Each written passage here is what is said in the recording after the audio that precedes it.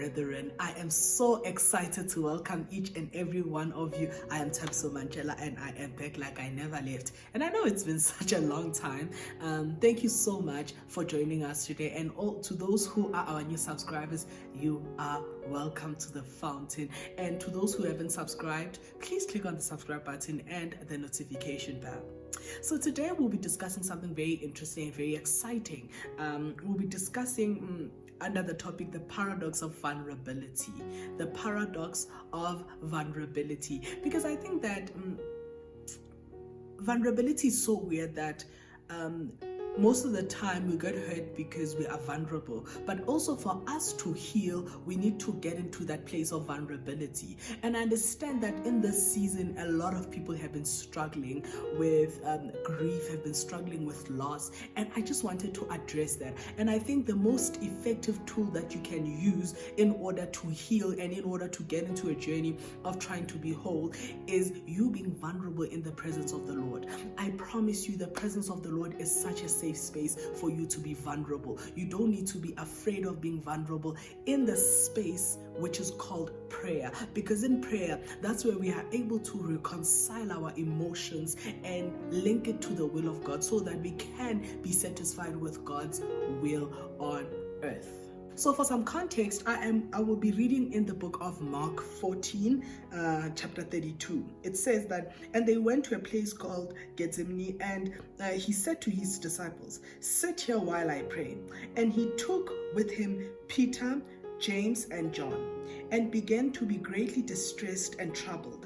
And he said to them, "My soul is very sorrowful, even to death. Remain here and watch." So may God bless the reading of His word. It is such a it is so strange that vulnerability is often shunned upon in the Christian community, especially on an emotional level. We struggle somehow to connect ourselves emotionally and understand that we are emotional. We are beings with emotions, although we are spirit beings, but also we have emotions. And sometimes we try to shy away from those emotions. Sometimes we don't want to be in touch with those emotions. Often we don't want to process our own emotions, and sometimes that leads to an emotional buildup and unprocessed grief or unprocessed emotions that we haven't dealt with because we're trying to spiritualize our emotions. And we need to make sure that we have a distinction as to which one are emotions and which one is our spirit.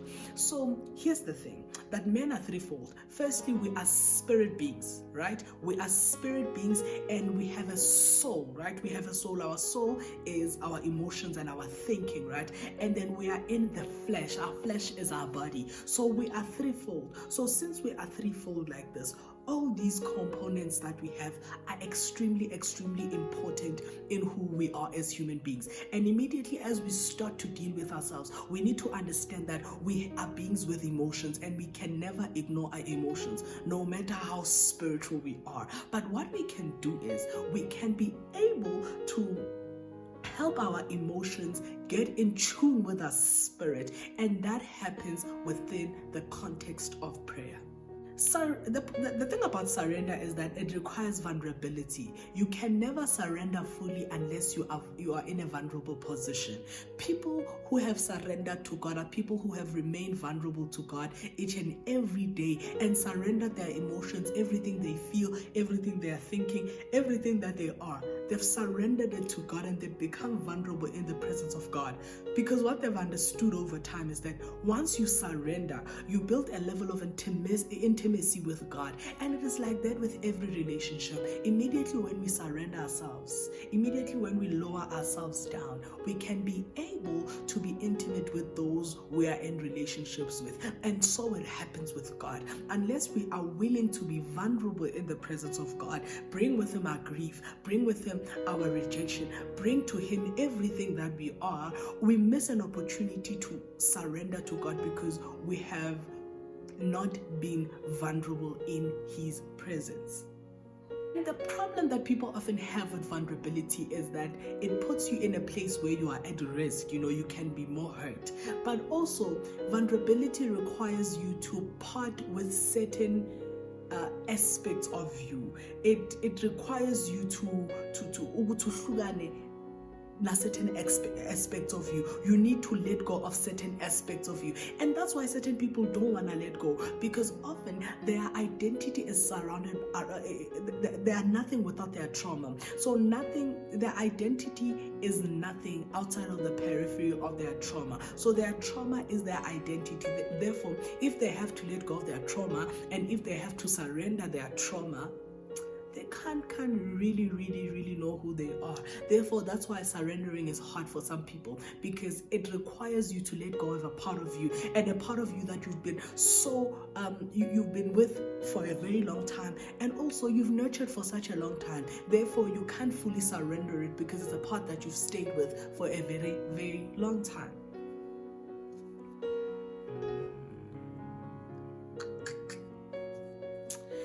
Lastly, I think people don't want to surrender because there's been a shame, actually. There's been shame that has been associated with surrender, especially within a Christian context. Christians have been shamed so much for being emotional. You can never be emotional within the space of Christianity. It's not a safe space often to be emotional, because somehow we think that when you become saved and when you become spiritual, your emotions don't matter anymore and you don't become emotional anymore. And I think that is very detrimental to our mental health, because we cannot be vulnerable in God's presence, and we cannot be vulnerable in front of God's people. Therefore, we cannot fully experience this thing called Christianity, and we cannot enjoy it because we have lacked the capacity to surrender fully unto God. So in this text today, we see a Jesus who has come to a point where he has reached the highest point of being emotional, weird enough.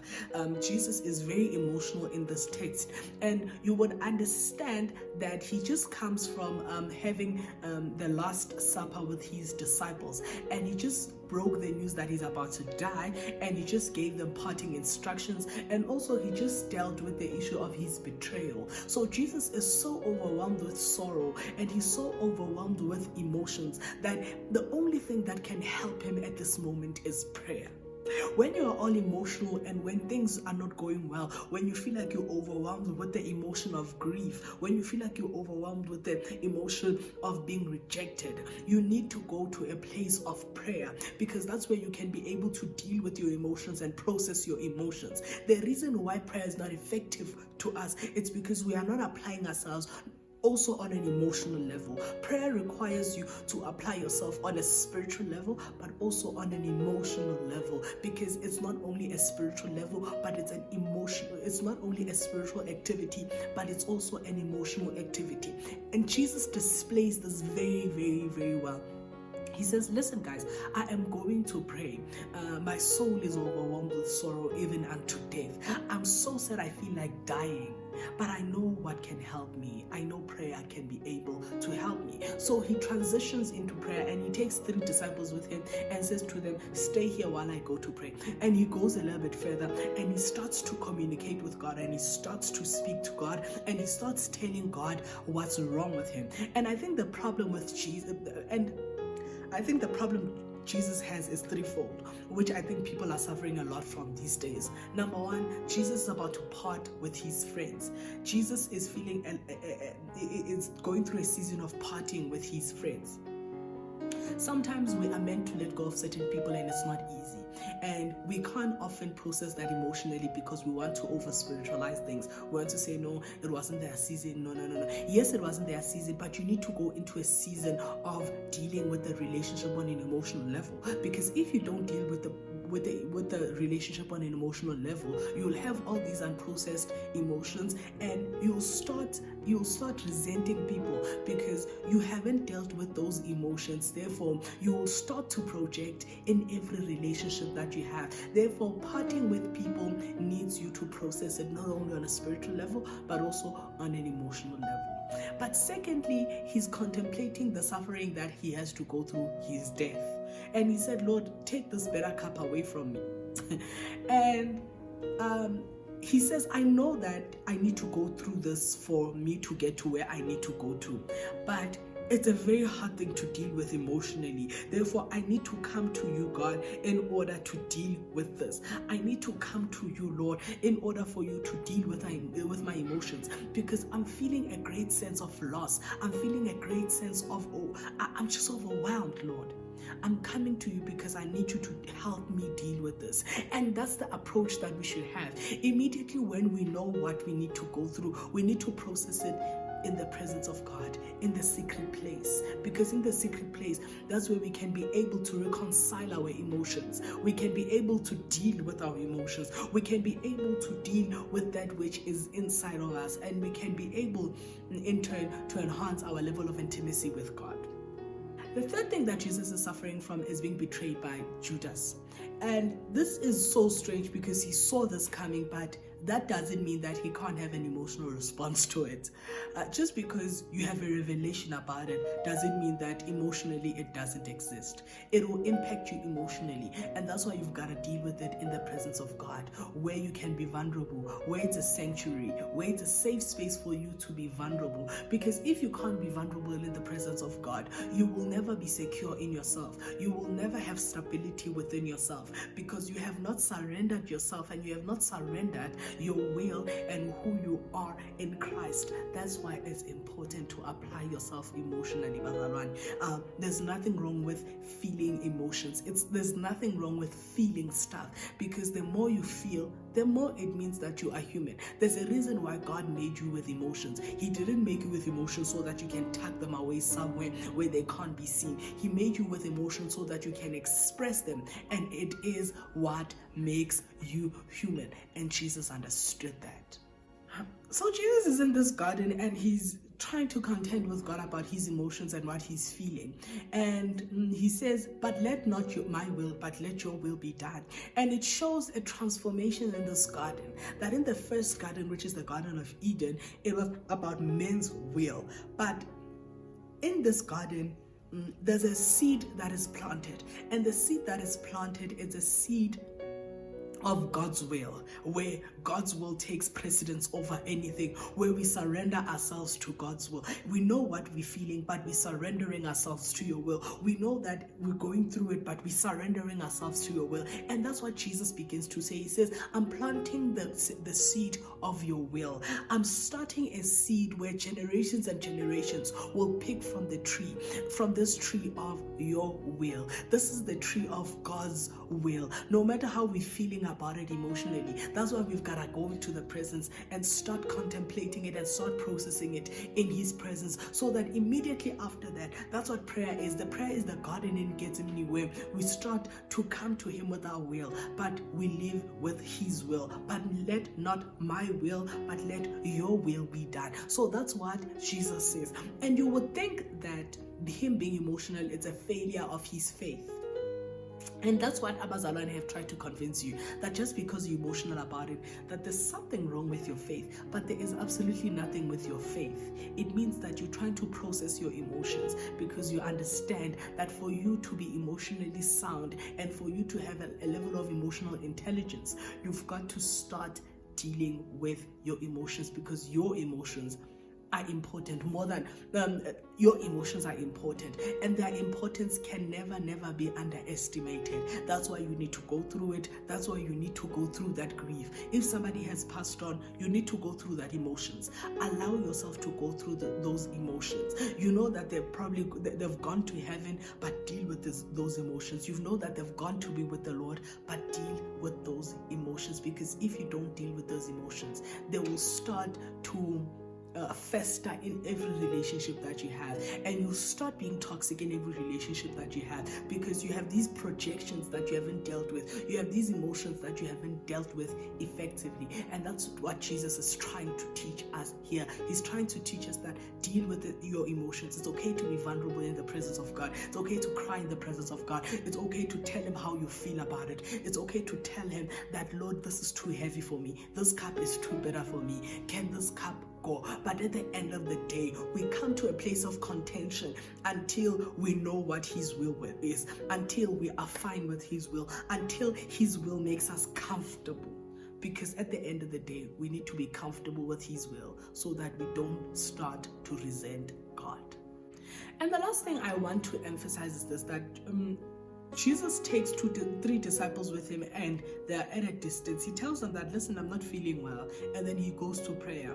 There's this balance that happens between Jesus and his disciples, where he continues to check on them whether they've stood with him in prayer, where you have people who are supporting you. It shows that support bases are important. It's important to keep friends with you that will reassure you, that will make sure that you are okay. Even though you're praying about it, talk about it with your friends. Even though you're telling God about it, tell your friends about it. Even though you're reconciling it with God, reconcile it also with your friends, because all these relationships are important. Relationship with God and relationship with men is important. As Jesus said, the 2 most important commandments are this: love your God, thy God, with all thy mind, thy soul, and thy heart. And secondly, love your neighbor as you love yourself. Therefore, it is important to have the God component, but also it's important to have a people component, because people will help you be in touch more with your emotions at the end of the day. Bazalwane, it's important to be vulnerable in the presence of God, because it helps us surrender unto God fully. You can never surrender unless you allow yourself to be vulnerable. So thank you so much for joining us today. And if this message helped you, please talk to us in the comment section, engage with us on the comment section, and engage with us on all our social media platforms. Until next time, God bless you.